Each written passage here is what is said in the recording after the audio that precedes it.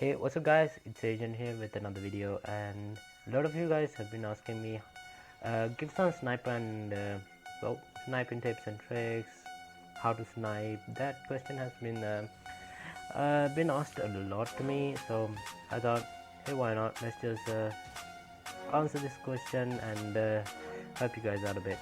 So sniping is basically can sniping can be split into four pieces basically.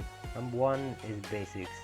Basic sniping is like how to get your aim right, get your crosshairs in your enemy. Number two is, well, advanced sniping is basically how to quick scope, drag scope, free scope, and hard scope. So hard scope can be known as a pretty simple tactic, but I like to call it advanced because you can have higher accuracy when you're doing that. After that, it's map knowledge. Map knowledge is basically knowing where your enemy will push you or try to kill you from. And number three, that. So number four is basically movement. So movement is basically how to react to your enemies. Well, if your enemy is shooting at you, what do I do now? If you're trying to kill an enemy at close range, what I do then? It's basically like that. So the easy way to do this is by explaining how to get your aim right. After that, it gets simpler, trust me. So getting your aim right is basically simple. So you just have to get your crosshair, these two lines right here, you just have to get it in your enemy. So you can do this pretty easy because Call of Duty Mobile has added this feature where you have two lines. So they are split into, if I go right here, you can see there's a line here, here, here, here. Those four lines help you to aim, and there's a little dot in the middle as well. I just made it bigger with another button. I just put it on top of that so it's easier for me to see. And yeah, with this you can actually get your aim in the right spot pretty much every time. As you can see, I'm getting my crosses in the middle, I guess, closer to the middle. Because of this, it's pretty hard to do it without it, but you can do it. Some YouTubers do it without one, a lot of players do it without it, but personally, if you're a sniper, you're definitely gonna need this because it will help you a lot. If you're thinking this is just too small, you can use settings button. You can see the button right here. You can use the settings button instead of this. That will actually make it far simpler for you to do it. So that is basically how to aim. So just have to do that.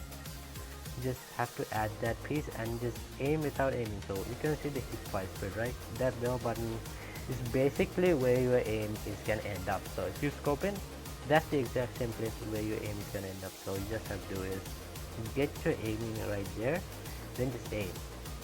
That's basically it. Just get your crosshairs in the target, then aiming. That's how you aim in, I guess. That is the basic. Now onto advanced. In advanced you have quick scoping. Well, quick scoping is basically meaning you just have to shoot without making any movement in between. So you just have to get your crosshairs aligned, as I told you before. You just scope in. So I have the ADS button right here because a lot of you guys have been using ADS instead of hipfire, so I want to make this fair to both of those kinds. So the people who uses ADS and the people who uses hipfire. So that's why I'm doing this. So just hit the button and scope in. You can see it's right in the middle, right? Just shoot. You have to do it fast enough. So scope in, shoot. Basically like that. Scope in, wait, scope in, shoot. That is a quick scope. While with hipfire, it's a bit faster. That is how you quick scope with hipfire and ADS. It's pretty similar, but hipfire is way faster. Number two is hard scoping. Hard scoping is where you aim in and wait till your enemy actually goes closer to it and then just shoot. You can of course drag your crosshair to your enemy and shoot. That also works. But the thing with hard scoping is you don't scope out after a shot. You just stay scoped in. let's shoot when your enemy is in sight. Okay, and next is drag scoping. Drag scoping is pretty simple. You just have to scope into your enemy, then just drag along with his movement, so you can get an accurate shot. You don't shoot pretty much the moment you get it.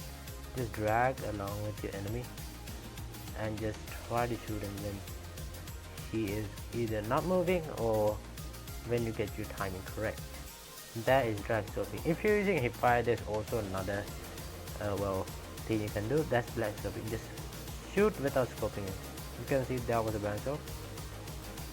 Just okay. I need happy ideas to do this because I usually don't use a step and hold, and since I have the ADS button, it's not letting me do it as well, so sorry for that, but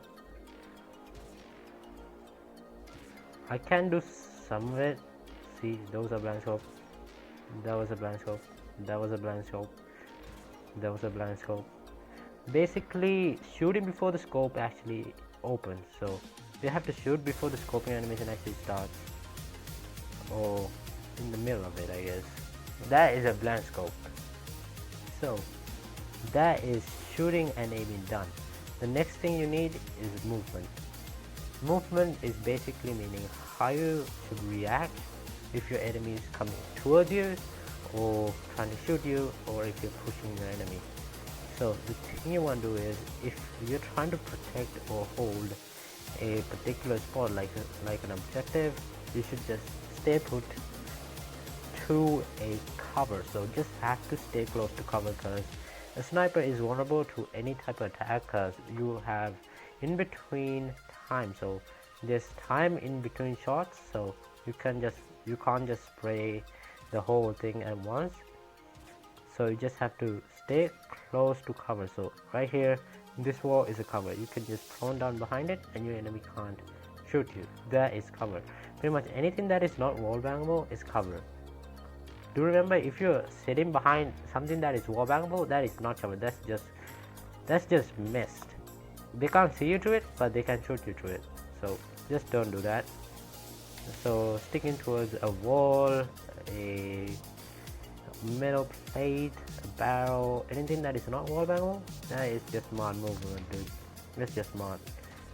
And apart from that, movement also consists of how to move and closing towards an enemy. Why doing this is basically simple. You just have to time your jump and slides and prones correctly. I have the jump button right here and the slide button right here.